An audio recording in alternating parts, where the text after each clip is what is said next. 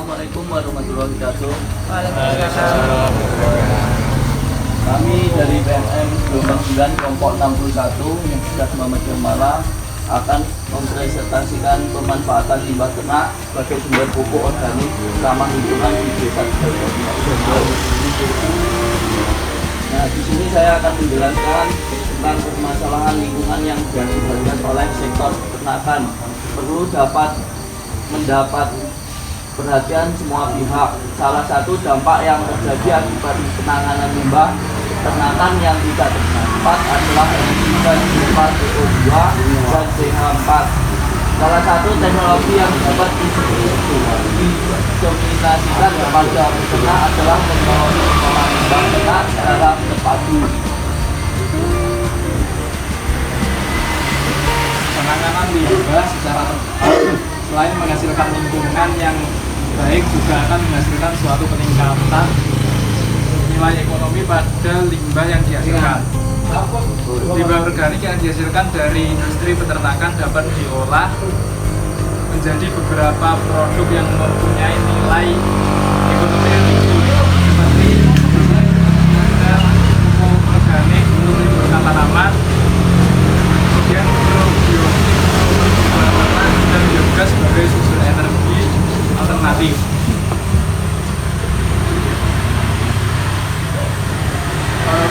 Pemanfaatan limbah ternak di sini ada 3. Yang pertama yaitu tadi pupuk organik, yang kedua vermikompos, yang ketiga starter atau bioaktivator. Sebagai pupuk organik, penggunaan kotoran sapi menjadi pupuk untuk kesuburan tanah tidak hanya akan melestarikan lingkungan tetapi juga meningkatkan kualitas dan nilai ekonomi dari kotoran sapi.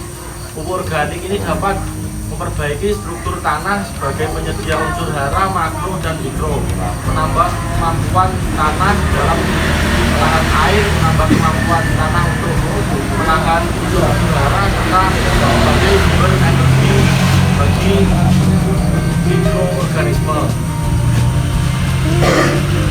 Bahan-bahan yang digunakan untuk pembuatan pupuk organik yaitu yang pertama kotoran ternak, yang kedua sekam padi, yang ketiga molase, dan yang terakhir dekomposter atau cacing. Ini tadi apakah ada yang ditanyakan?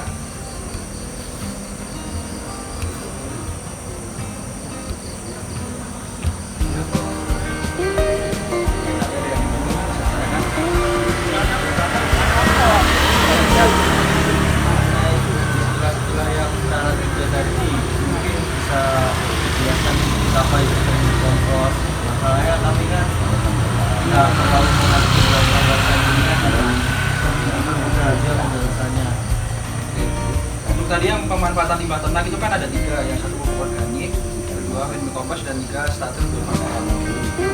Tadi kan vermikompos. Nah, vermikompos itu apa sih? Vermikompos itu adalah cacing, kompos cacing atau pupuk yang berasal dari kotoran cacing. Pupuk ini dibuat dengan memelihara cacing dalam tumpukan sampah organik. Ada cacing yang di dalamnya menghasilkan sampah organik dan menghasilkan kotoran.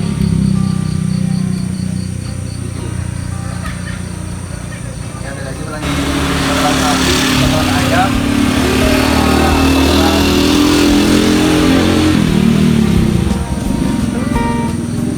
lagi.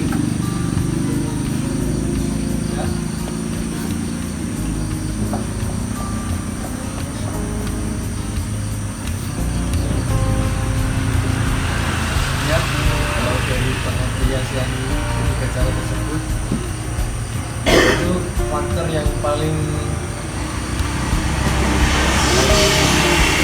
disarankan.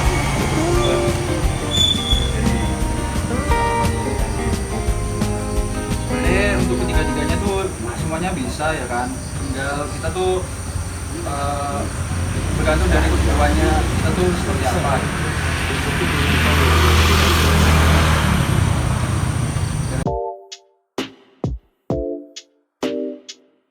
Assalamualaikum warahmatullahi wabarakatuh. Waalaikumsalam. Di sini saya kontribusi sebagai penanggung jawab Greenhouse RMC Township ini didirikan mandiri sebenarnya, cuma tanah milik desa. Greenhouse RMC Township ini yang sebenarnya berisi anggrek semua, anggrek. Jadi kita punya beberapa macam anggrek, jenis anggrek. Yang pertama ada dendron keriting, yang ketiga ada bulan, yang keempat ada cattleya, dan masih ada tanaman lain non anggrek ya, seperti ada kering gajah, ada tanaman seperti cabai dan lain-lain.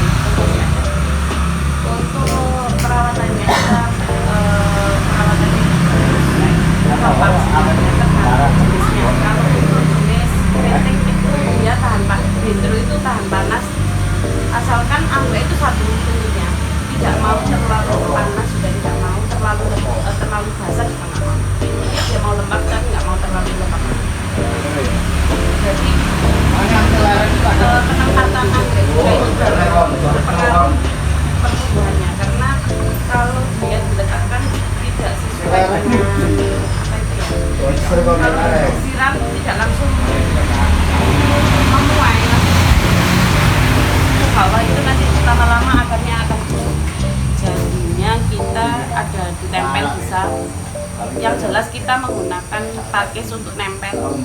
Terus ada pot berapa yang bagus. Kalau pot plastik itu terlalu ringan, jadi kalau kena angin itu bisa roboh.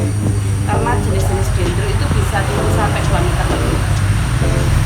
Untuk yang non anggrek kita punya kuping gajah. Kuping gajah itu sebenarnya satu indukan dipotong-potong jadi banyak.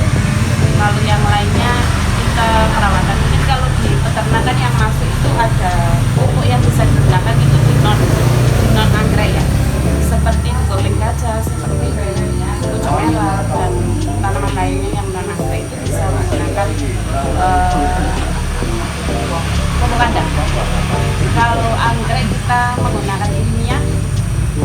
Kalau yang non kimia kita menggunakan cucian beras sama rendaman bawang putih, bawang merah. Kalau yang rendaman bawang putih, bawang merah itu sebagai obat hama. Kita menggunakan itu yang alaminya, jadi fermentasi. Mungkin baunya juga berpengaruh.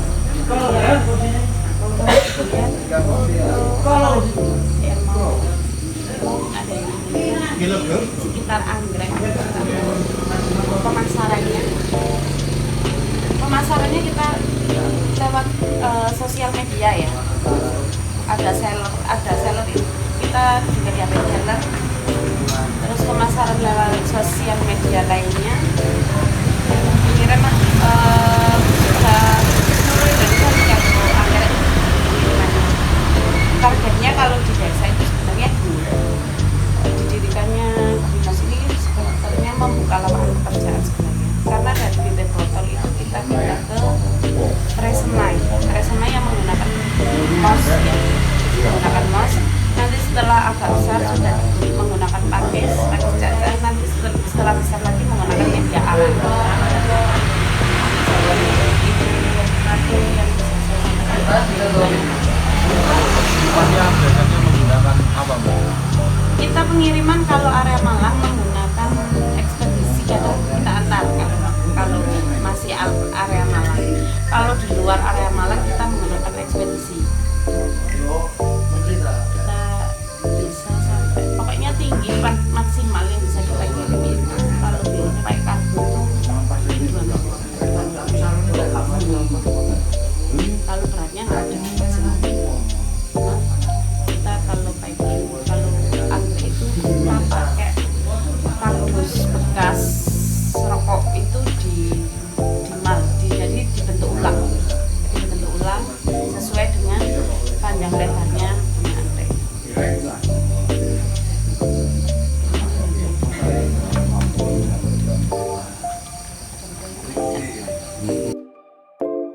Sekian presentasi dari kami. Terima kasih kepada Marga Karang Taruna Desa Sidoarjo. Apabila ada kurang dan lebihnya kami mohon maaf sebesar-besarnya. Wassalamualaikum warahmatullahi wabarakatuh. Waalaikumsalam warahmatullahi wabarakatuh.